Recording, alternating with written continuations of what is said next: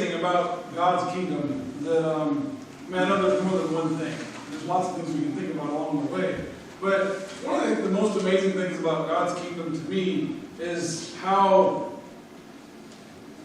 connected and disconnected it is with society. You know, in many ways it's not connected to society because it's a totally different message than what society gives. Like to the strong go all everything, and to all these things that go on. But in God's eyes, those who don't deserve still don't earn. Sorry, that's the word. But that don't deserve, they still get God's love. They don't deserve it. They can't earn it. They can't do anything to make it an even trade. But they still get it. And that's one of the things about communion is this represents a time where God sent His Son, knowing that everybody was sinners and nobody was worthy and nobody was doing right, and God still sent His Son. Just like assuming like we did the flood, He started over. This was His starting over. When He sent His Son, He was the minister of a new covenant, a new outlook, a new perspective for man. Because we can't live by the law, because we can't succeed at keeping all the rules, because we can't make it on our own. And so God sent His Son. And it doesn't make sense to the world. It disconnects us from the world because no other religion in all of mankind, in all of history, does the God or a representation of God die for the people. All those other religions require the people to die for the God. So God gives us this as a stark opposition to what the world thinks and believes is right, good, and acceptable. And so as we take it today, we should think about how amazing that is. That we have a God of opposites and connectedness all at the same time. He was in touch enough to know that we needed this, but He was also willing to do it even though we didn't deserve it. And so be thankful about these and what they represent. The body and the blood of Jesus Christ.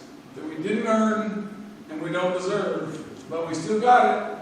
So let's remember it today and be thankful for it.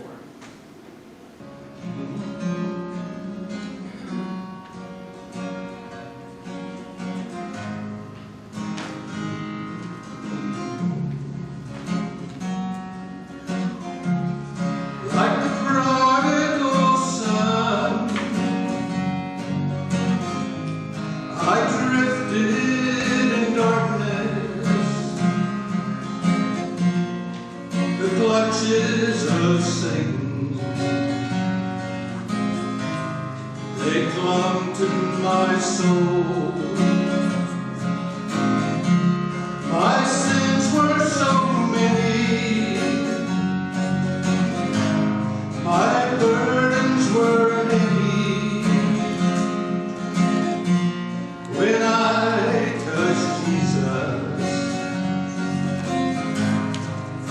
He made me whole. I pressed through the crowd, reached out and touched Jesus. The sweet Holy Spirit came into my soul.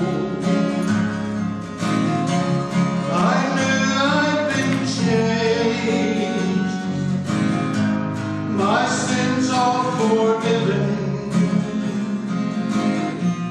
When I touched Jesus,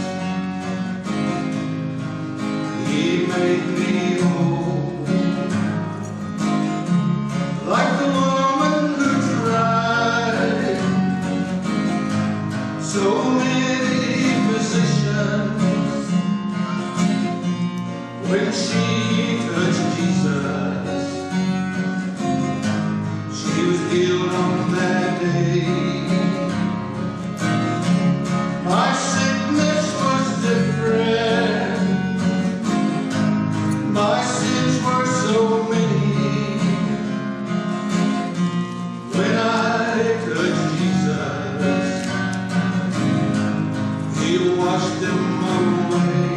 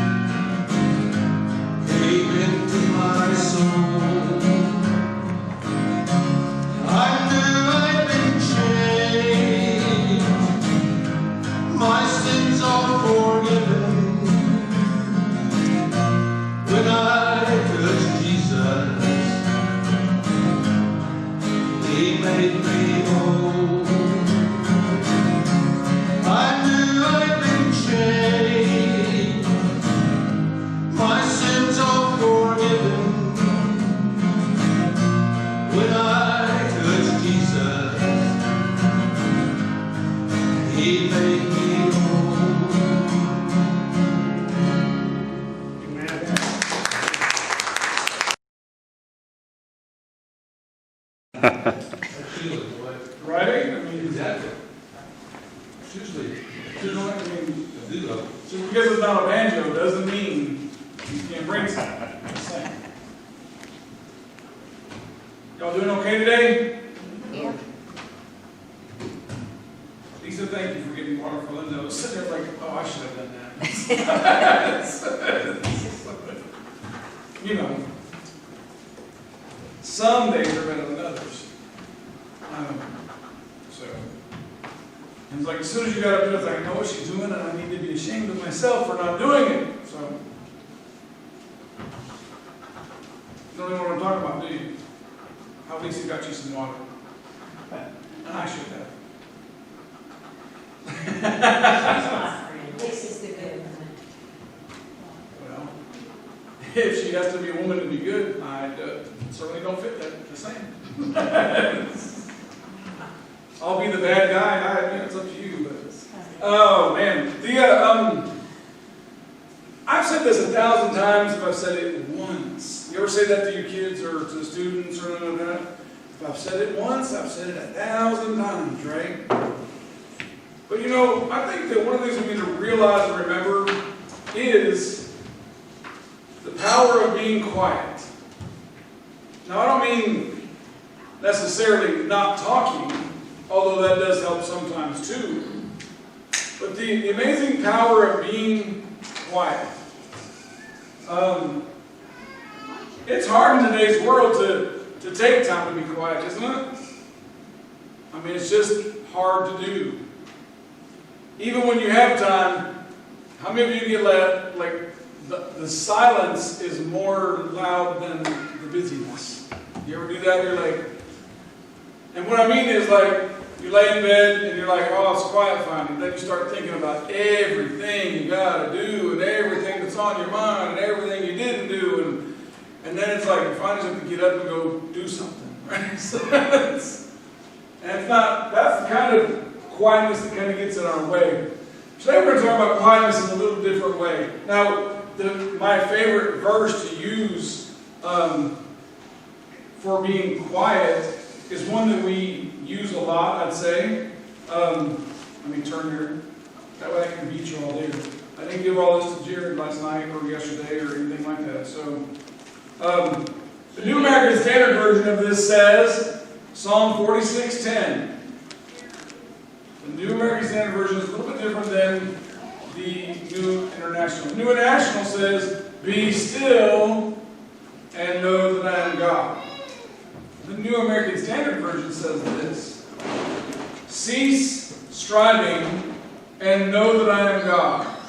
And we always talk about that first part, but what about the latter part of that verse says this, I will be exalted among the nations, I will be exalted in the earth. But cease striving. I love that version of it because it means stop all that busyness. It really means stop doing all that stuff. Several years ago, I had been doing I was doing church here, and then I was doing graduate school, and I was doing, I was teaching full time, and then I was doing academic team, and I was doing 6th grade showcase, and then I was doing all this stuff. And I finally, the lady that worked in the same room as me, Robin Basham, I finally wrote her a note. I said, I'm just telling you this right now. I said, I simply will not do all this stuff next year. She said, why are you telling me this? I said, because I'm writing it down on a piece of paper and signing it so that you can bring it back to my attention every time I think about doing something else. And she said, okay. And she brought it out a couple times and said, remember this, right? And I'm like, yeah. She said, then why are you thinking about doing this? And I'm like, okay, never mind. So I didn't do it. And sometimes we have to think, it's not just about being quiet. Because like I said, sometimes the quiet disturbs me. Sometimes I'm like, then I think about everything. But it's about stopping all the activity. Now, Linda reminded me of this several weeks ago, when I was working at the farm. I'm still working at the farm, but it's only 2 months. And my rationale is, Ready for it? They need me. Right? How many times do we use that to say it's okay to do too much? Or it's okay not to rest. It's okay not to take time out because they need me. Or, whatever. Now I will say that recent history with people at the farm shows that they do need me because I'm dependable and willing. But how many times do we excuse our lack of being quiet? Several years ago, somebody told us one time, talking about change and how hard it is to change. And so they gave me this exercise, and I still do it once in a while. They said, put your hands together like this. So everybody put your hands together like this. Fingers together. And they said, now, just move your fingers over one time. One finger from where you're normally at. And they said, see how fast it drives you crazy. It does, doesn't it? You're like, okay, it's got to be fixed. You got to put it back or you take it apart, right? And I was like, that is so simple. And they're like, that's what it means when we talk about changing our activities and our ceasing, our striving. We can't do it. It's like, but I have all these irons in the fire. Like, I got to go back to the way I'm comfortable. And so when we think about things, when it comes to cease our striving, as the New American Standard Version in Psalm 46:10 says, cease striving and know that I'm God. I will say this. I don't think that it's only be quiet and know that I'm God. I also don't think it's just about stopping doing things so that we can know God. The trick is we've got to seek God in order to know God. I can be quiet all I want. I can sit in the quiet in a living room with no TV or whatever, and I can just not focus on anything. But if I'm not trying to know more about God, if I'm not trying to allow Him to work in my life, guess what's not happening? I'm not growing. But let's never make the mistake of thinking that God needs me, so I'm going to keep doing all this extra stuff. Now, here's where it's going to get different about looking at quiet. It's good to say, stop and know God. But let's look, I'm going to take you to the book of Mark.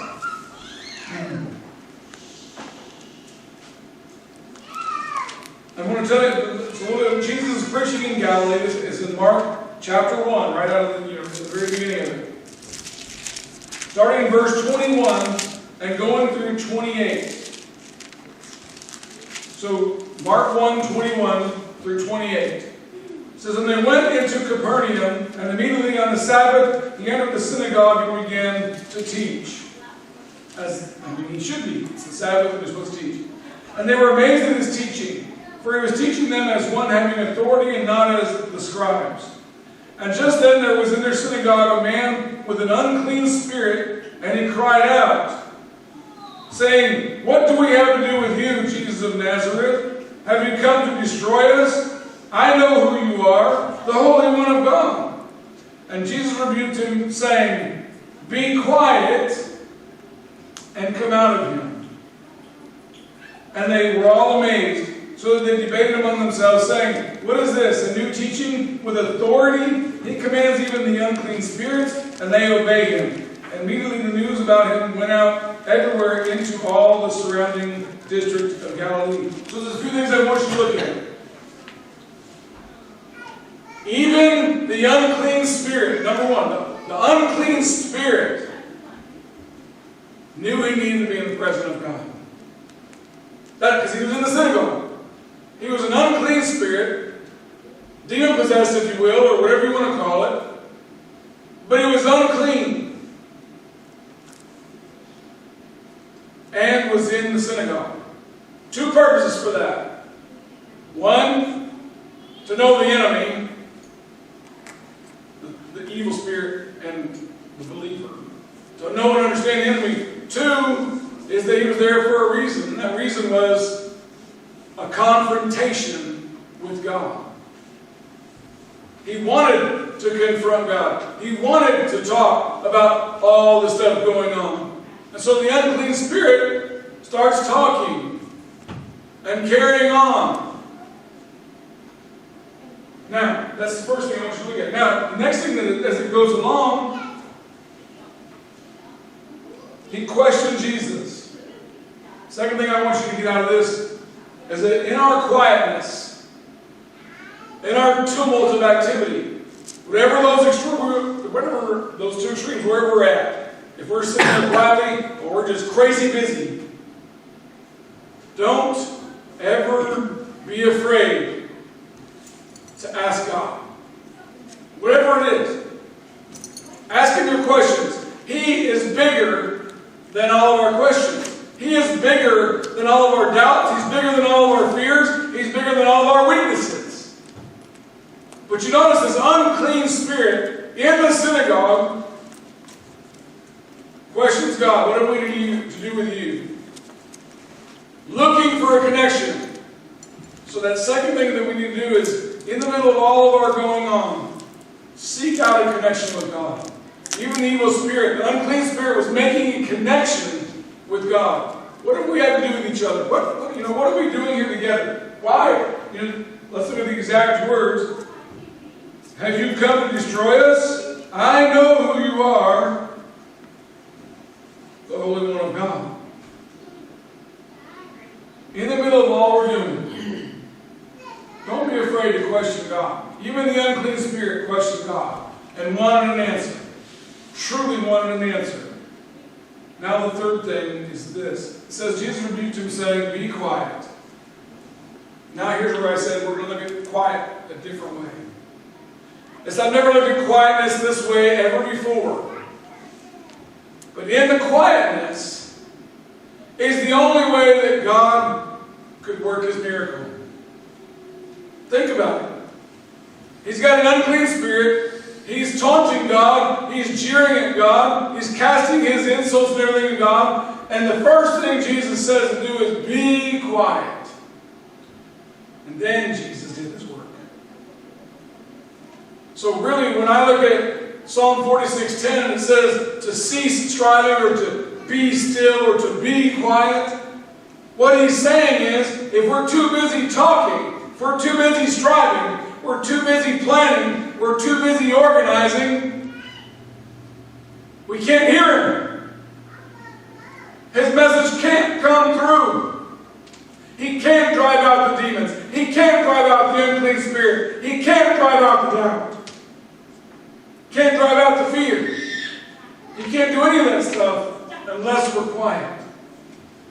So it's not so much about be quiet and think about things. It's be quiet and let Him speak. Let Him do what He's meaning to do in our lives. The unclean spirit, it's a point-blank question. What do we have to do with you?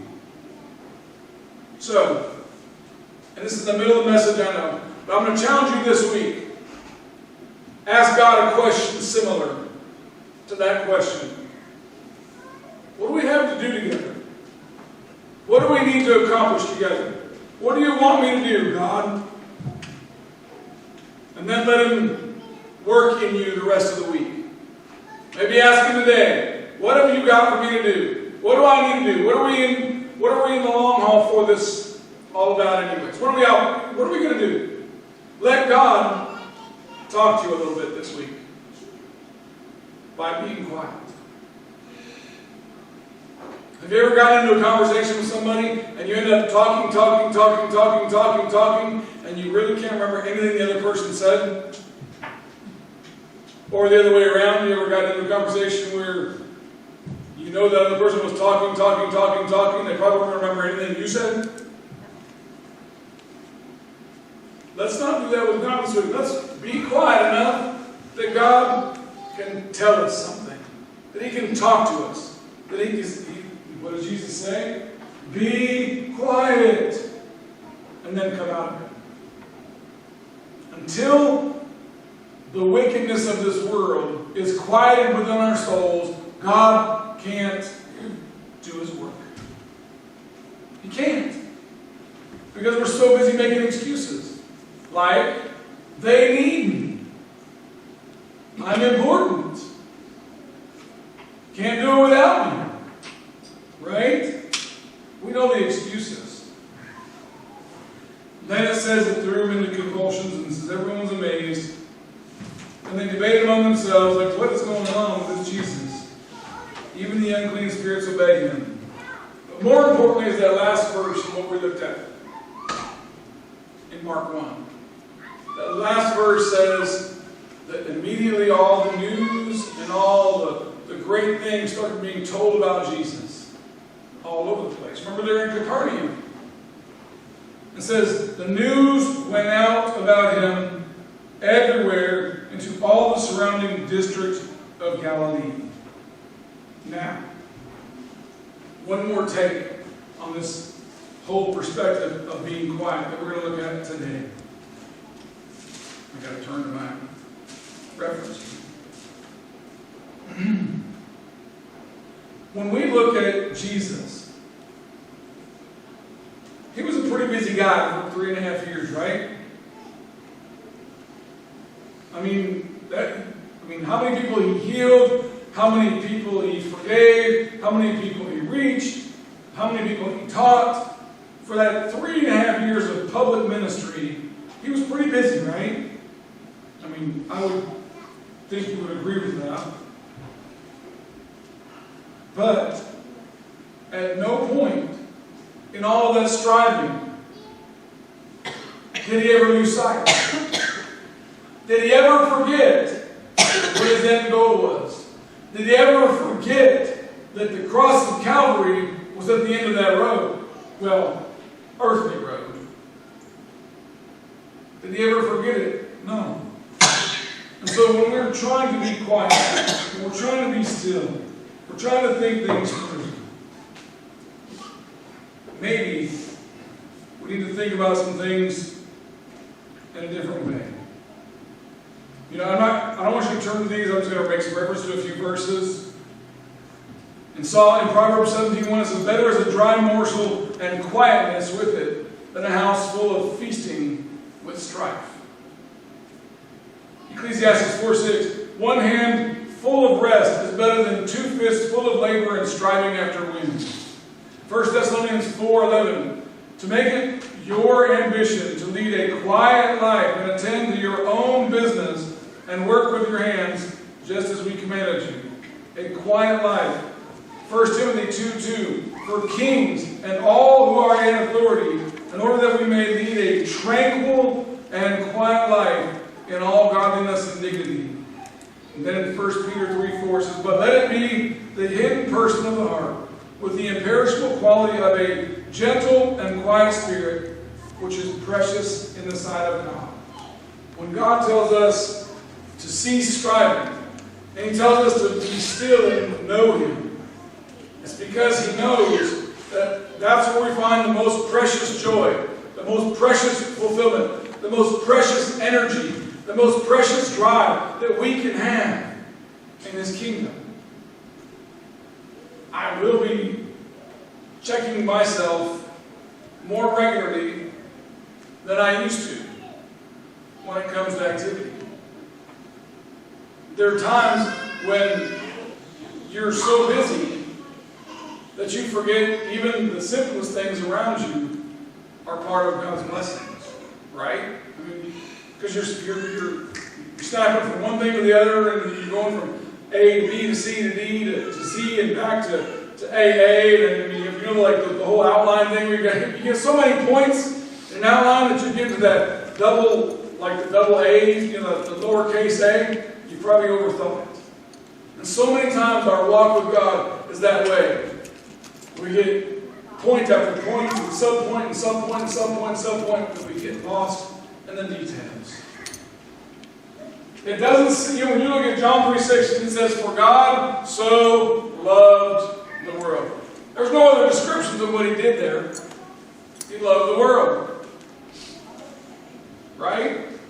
It doesn't say he loved, hated, cherished, honored, patient, whatever. It just said he loved us. So, today, what I want to challenge you to do is this. I want you to take some time this week to ask God those questions. What are we doing? What can I do? Where do I fit in all this? Take some time to let God talk to you this week. Whether it's shutting the TV off for an hour or retreating for an hour.